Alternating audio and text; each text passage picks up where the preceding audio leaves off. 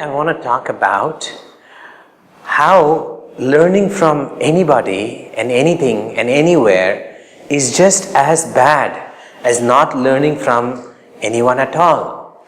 So, this is the story of a young boy who is an eloquent speaker.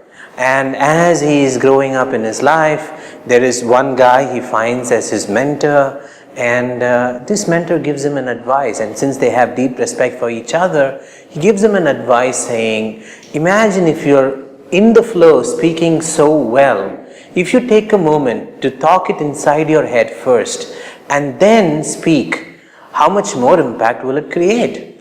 Now logically or technically speaking, it sounds good. So this guy, since he has great respect for that person, he calls the mentor, takes that advice, and every time he's about to talk, he will say to himself, think about it and then talk. And over a period of time, what happens is that he starts stammering. Why? Because it's a terrible advice. And if you ask any good performer, any good speaker, they know the art of how important it is to just spontaneously go ahead and do the things that you love doing. And that advice that he got from his mentor was one of the most limiting suggestions that he could have ever received. It reminds me of the frog and the nightingale story, where there's this nightingale that is singing so beautifully, and there's this frog that croaks and people chase it from that forest, and it happens to come to the same forest where the nightingale is. So the frog decides to tell the nightingale that, I can help you sing better, and then the nightingale believes that because the frog has lived longer, it's much older, so the nightingale believes this old frog and makes it the mentor. So the nightingale is singing, and the frog would make it practice in the rain and make it tired, and the voice would go hoarse, and then the audience is reduced, and then the frog says, see, you're not practicing enough, practice more. And one day it's raining, the poor nightingale is tired, and it pops out, and the frog pushes it further, and it screams, and finally it lets out its last breath and dies.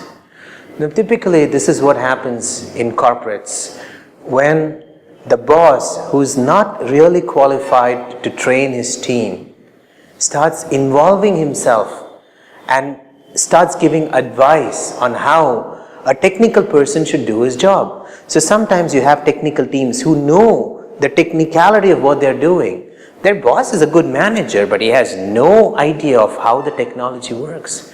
And when he starts mentoring these people on how they should code and stuff like that, things come to a standstill.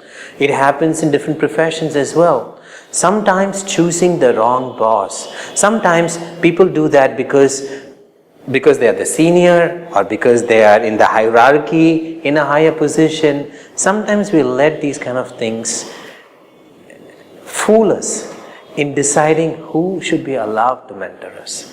And the danger of it is wrong advice, wrong mentoring can actually ruin a person's life. So someone who says, I learn from everybody, is just learning as little as someone who doesn't learn from anybody.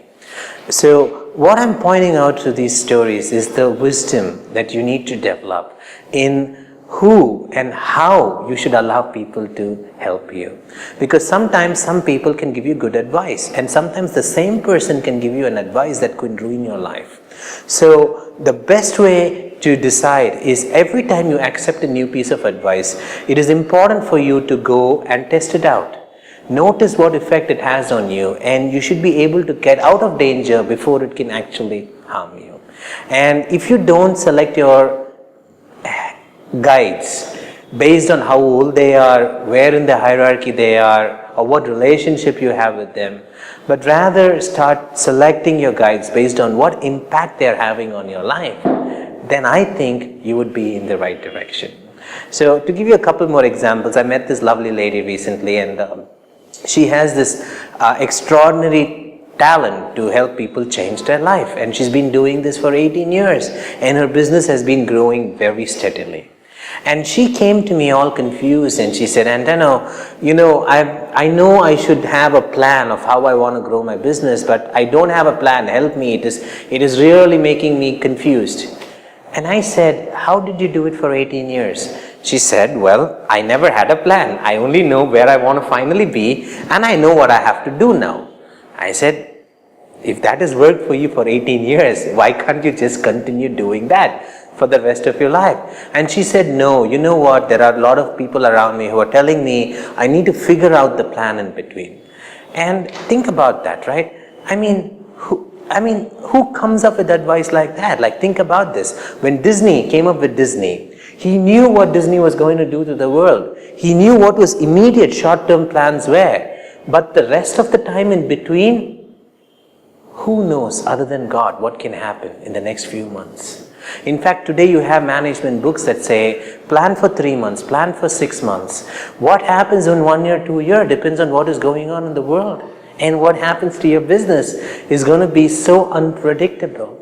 Now, the whole corporate world is going from long-term planning to final planning and the immediate things to do. There are people who are disconnected from this, who are advising this entrepreneur, who's asking her to stop doing what worked for her and to take on a new strategy. Thankfully, she came to me at that time. Imagine if she thought that she had a problem. If she spent her time trying to buy books, trying to do courses, trying to do stuff so that she can figure out what to do, a plan and a strategy, it wouldn't have worked. Because geniuses around the world have always done this. They know what the final picture is. They know what to do immediately, and they discover the journey as they go by. Now, this little small advice that she got from someone made her think that she should stop doing what she did for 18 years and she has to adopt and try a new method. And that confused her and she was really worried about it. Until I brought it to her attention that what she has been doing has been working for her because she was doing the same thing that top achievers have been doing all along.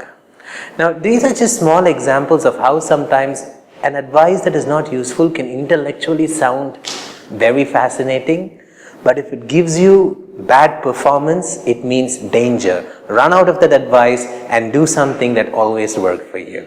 So I hope you find this video helpful. I will see you soon in the next video.